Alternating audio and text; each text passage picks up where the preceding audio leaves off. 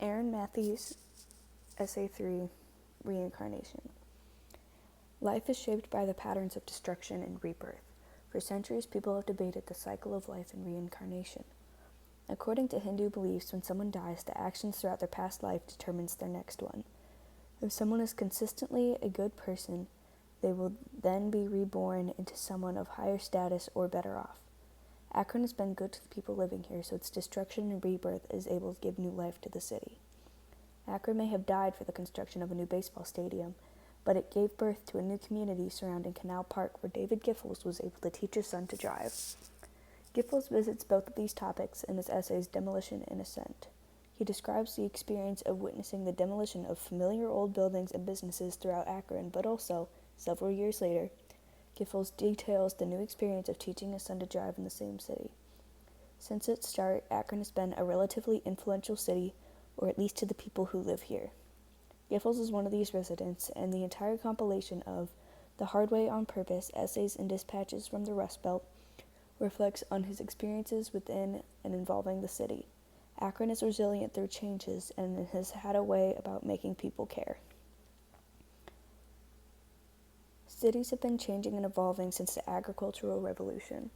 As technology advances and cities become more populated, there is a need for new buildings and establishments for those residents. However, with these new additions, it is often required to tear down what was previously standing.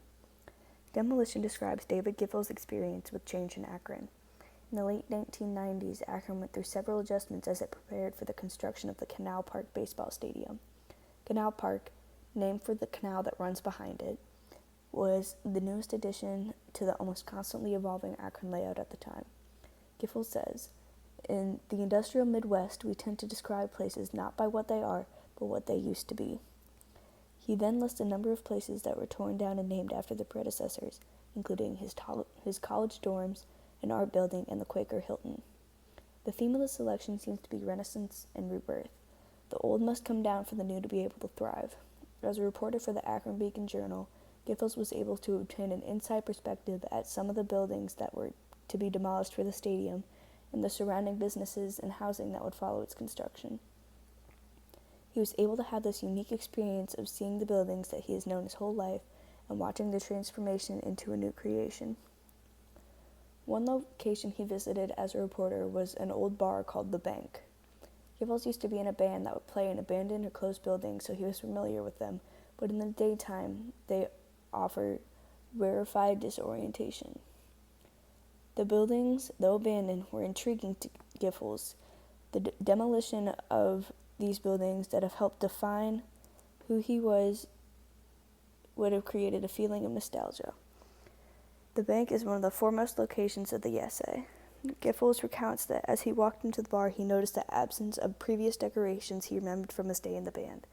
People are drawn in by dramatic change, whether it be good or bad. Similarly, Giffords details that a group of people gathered to see the bank's demolition. Giffords, however, writes that all this change is not necessarily beneficial for the city of Akron. Next, he lists several of the downfalls of Akron pride, including recession and the relocation of 3 of the 4 major tire companies. My dad, who works for Goodyear as an engineer, has told me little about the history of Akron over the years, especially the tire industry. He told me the whole reason our family even moved out to Akron was because of the tire industry. He would tell me that the industry specifically boomed around World War II until around the 1970s and 80s. In those decades, he told me that it was a total mess because companies were all being bought out by other companies.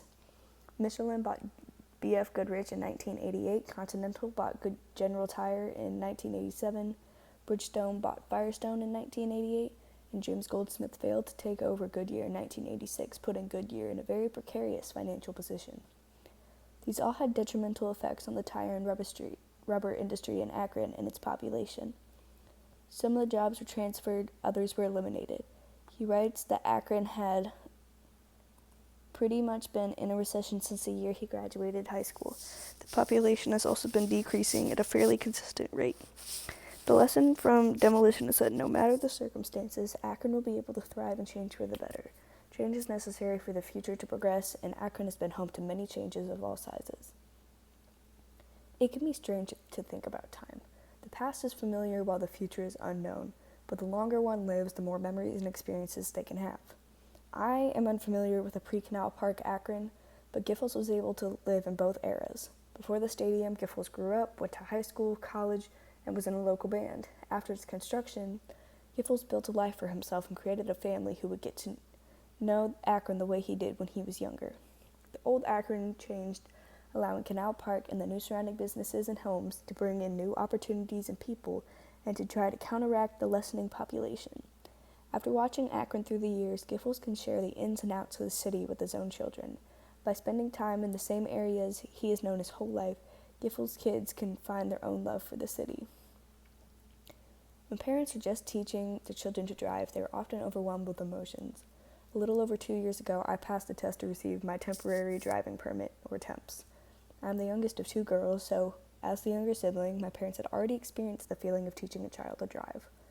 However, they said that I scared them a little more when it came to driving, but the more I practiced, the more I impressed them.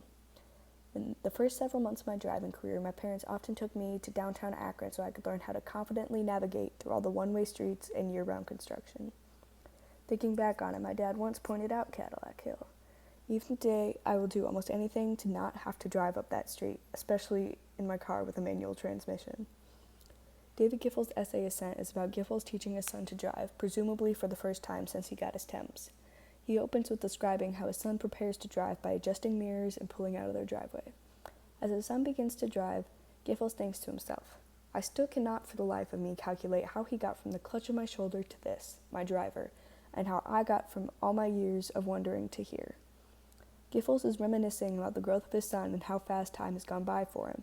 My parents also thought about and talked about how fast I had grown up and what a milestone it was that their youngest daughter was finally learning how to drive and would soon be more independent.